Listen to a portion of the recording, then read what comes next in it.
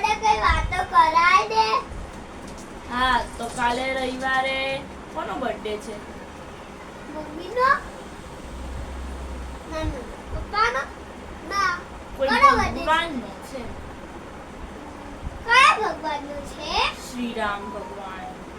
ચૈત્ર સુદ નોમના દિવસે કોનો બર્થડે આવે? શ્રી રામ ભગવાન. એને શું કહેવાય? રામનવમી. શું કહેવાય? રામનું.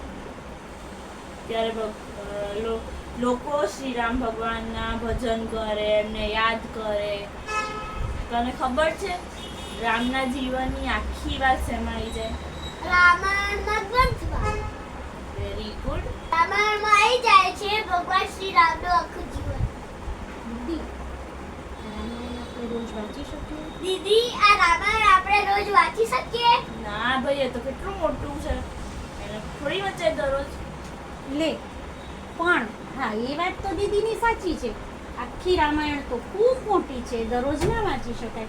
પણ એક એવો શ્લોક છે જેમાં આખી રામાયણ આવી જાય, તો એ તો આપણે રોજ વાંચી શકીએ ને.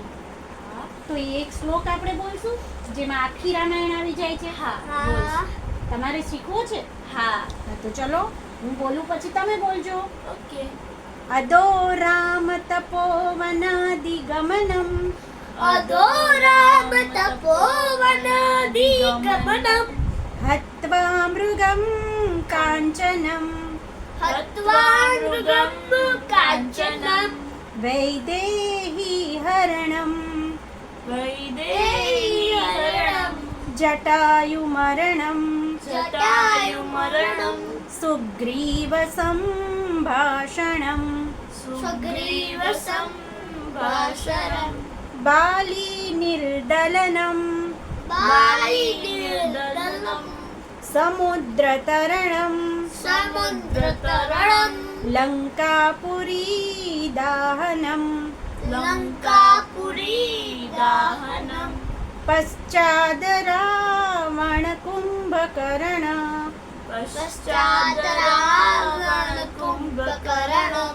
હનનમ હનનમ એતદ્ધિ રામાયણમ એતદ્ધિ રામાયણમ એતદ્ધિ રામાયણમ.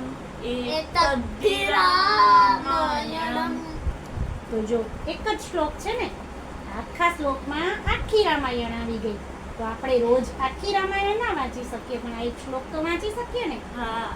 તો તમે બંને આ શ્લોક યાદ કરશો હા. અને રોજ બોલશો? હા. પાક્કું? હા. પ્રોમિસ? હા. Promise. અરે વાહ! તો બોલો જય જય શ્રી રામ. જય જય શ્રી રામ.